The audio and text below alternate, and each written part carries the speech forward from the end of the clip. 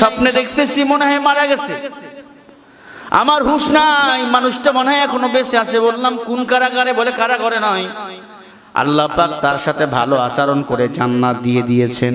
হুজুর দাঁড়িয়ে আছে একটা ফুল বাগানের মধ্যে, আমি আস্তে আস্তে হেঁটে হেঁটে গেলাম, হুজুর আসসালামু আলাইকুম ওয়া রাহমাতুল্লাহ। হাসতেছি, হুজুর দুইটা হাত বাড়িয়ে দিয়ে আমাকে বলে আয় আয়। ভিডিওটি শেষ পর্যন্ত দেখবেন। কত লাঞ্ছনা শিকার হয়েছো, আমার কথা বলতে যে কত রকম নির্যাতনের শিকার হয়েছো। হাজা কালাম রব্বি, আমি আল্লাহর কালামের কথা বলি, তুমি আল্লাহর কোরআনের কথা বলো। আসো আমার বুকের সাথে তোমার বুকটা মিলাবার বড় আশা ছিল, এখন এই সুযোগ আমার বুকে তোমার বুক লাগাইয়া দাও। আমি বললাম হুজুর আপনি এখন কোথায়? বলে জানেন না, আমার আল্লাহ আমাকে জান্নাতুল ফিরদাউসে জায়গা করে দিছে। সুবহানাল্লাহ। বলে হুজুর কেমন কষ্ট আপনার সাথে হয়েছে বলেন? হুজুর বলে দুনিয়ার কষ্ট কিছুই না, মৃত্যুর যন্ত্রণা বড় কঠিন।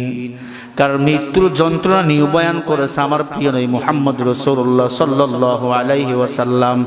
তবে সব যন্ত্রণা ভুলে যাইয়া আমি আমার আল্লাহ পাকের দিদার পেয়েছি, আমি জান্নাতে বড় ভালো আছি। বলেন সুবহানাল্লাহ, আল্লাহু আকবার।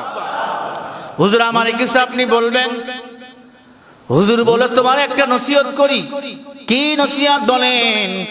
বলে নসিহতটা হলো আমার যে স্বপ্ন ছিল বাংলাদেশে ইসলামী রাজপথ কায়েম হবে, জাতির মানুষকে জানাই দিবেন এরা যেন ইসলামী রাজপথ কায়েম করে। কারণ ইসলামী জীবন ব্যবস্থা যদি কেউ পালন করতে না পারে তার দুনিয়াও শেষ, আখিরাতও শেষ। ওয়ামান ইয়াবতাগি গায়রাল ইসলামি দীনান ফালান ইউকবালা মিনহু ওয়া হুয়া ফিল আখিরাতি মিনাল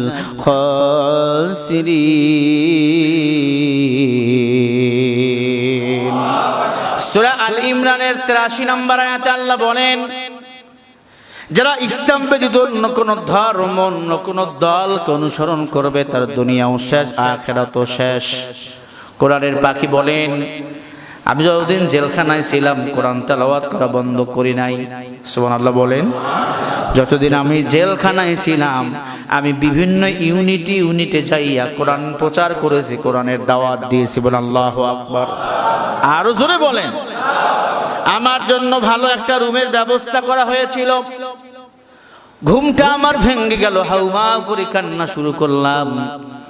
উঠে 2 রাকাত নফল নামাজ আদায় করে বললাম, আল্লাহ তুমি আমার মনের আশা দুনিয়ার জীবদ্দশায় পূরণ করো নাই, স্বপ্নে পূরণ করিয়েছো। আল্লাহ যদি চায় আমি আগামীকাল জাতির মানুষকে জানিয়ে দেব কোরআনের পাখি জান্নাতে চলে গেছে। আর কোরআনের পাখির শেষ ইচ্ছা দিন কায়েমের জন্য সবাইকে আমাদের প্রচেষ্টা প্রাণপণ চেষ্টা চালাতে হবে। আল্লাহু আকবার।